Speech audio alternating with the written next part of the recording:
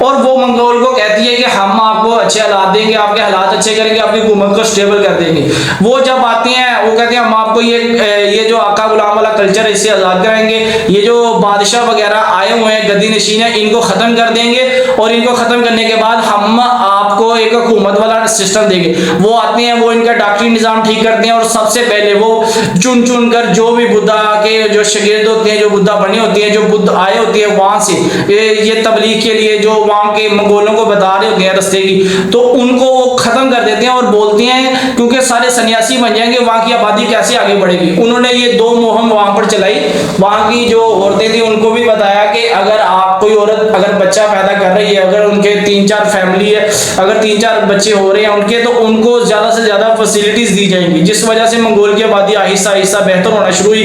और अब तक वो सोवियत यूनियन की ही बदौलत है कि अब हमें मंगोल के अंदर 3 मिलियन और 30 लाख आबादी देखने को मिलती है। इससे पता चलता है सोवियत यूनियन ने एक बहुत बड़ा किरदार अदा किया। अब आगे आपको बताएंगे मंगोल हिस्ट्री में जो मंगोली नस्ल के जो ब्रीड के घोड़े हैं, वहां पर घोड़ों को बहुत अहमियत दी जाती है। वहां पर अगर किसी भी कंट्री का कोई भी प्रेसिडेंट जाता है तो उन्हें वो घोड़ा गिफ्ट में देते हैं। आप आपने रिसेंटली देखा होगा कि प्रेसिडेंट इंडिया के जो प्रेसिडेंट मोदी है वो वहां पर जाते हैं और उन्हें वो घोड़ा गिफ्ट में देते हैं।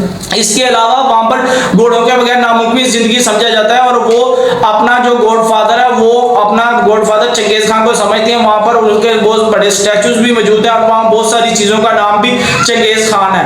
और वहां पर अब अलानातान जो उनका कैपिटल है वहां पर उनकी आबादी का ज्यादा हिस्सा मौजूद है, और 30 से जो 40% आबादी है वो जरा मतलब कि कह सकते हैं रिलीजियस लाइफ है, जैसे कि वो कबायली लोग हैं कि मतलब खाना बदोश की जिंदगी गुजार रहे हैं। अब इतना बड़ा मुल्क है, खाली है, घूमने के लिए जगह है, पहाड़ है, रेगिस्तान है, उसके अलावा वहां पर बर्फ भी है और वहां पर आइस भी बहुत ज्यादा है, ठंड बहुत ज्यादा पड़ती है क्योंकि वहां पर टेम्परेचर -40 डिग्री सेल्सियस होता है, क्योंकि वहां पर जिंदगी मुश्किल हो जाती है, पानी नहीं है। और कुछ जो माहिर साइंसदान है वो हमें बताते हैं कि वहां पर जो लाइफ है वो इतनी मुश्किल है, जो हिस्सा खाली है मंगोलिया का वो इसलिए खाली है कि वहां पर जिंदगी जिंदा रहने के लिए जो हमें जिन चीजों की जरूरत होती है लिविंग थिंग्स को, वो वहां पर बिल्कुल भी किसी हद तक अवेलेबल नहीं है। लाइक वहां पर वाटर नहीं है, ना उनके बारिश के होने के इम्कान कम है, वहां की जो जमीन है वो खुरदरी नहीं है कि ना हम वहां पर अनाज उगा सकते हैं या ना हम खाने के लिए कुछ उगा सकते हैं। इसी वजह से मंगोलिया जो कंट्री है वहां पर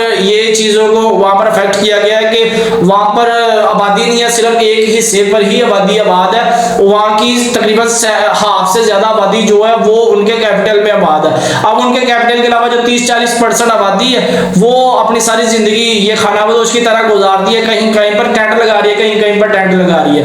और दूसरी बात ये है कि मंगोलिया के अंदर जो आइसक्रीम का कल्चर हमारे सामने निकल के आता है ये भी मंगोलिया की ही दरियाफ्त है, उनकी ही वजह से सारी दुनिया को मिले और सारी दुनिया को पसंद है, और वो सर्दियों में इसको ज्यादा कंज्यूम करती है, वहाँ का इसका कंज्यूमिंग कल्चर ज्यादा है। और दूसरी जो मंगोलिया कबाइल है उनके अंदर जो फेस्टिवल है उनमें वो कुश्ती में बहुत ज्यादा एक्सपर्ट है, वो उनके फेस्टिवल भी होती है सालाना। और इसके अलावा जो मंगोलिया के अंदर जो अभी मौजूदा हम सूरत हाल को देखें, रकबे के लिहाज से वो इतना बड़ा मुल्क है लेकिन आबादी आबाद नहीं है। इससे पता चलता है कि अभी आप कोई भी एक जालिम में है उसकी एक हद होती है। सबक सीखने को तो हमें ये मिलता है कि एक आबादी है जो उसका हमें एक हिस्सा ये सीखने को मिलता है कि जो भी आपका वक्त है वो एक टाइम तक रहता है। अब 800 साल तक हुकूमत की है मुगल अंपायर ने, 800 साल के बाद इतना सवाल अरूज हुआ है कि अब उनका जो जाती कंट्री है मंगोल, आज जो मंगोल कंट्री है वो उसका एक हिस्सा था।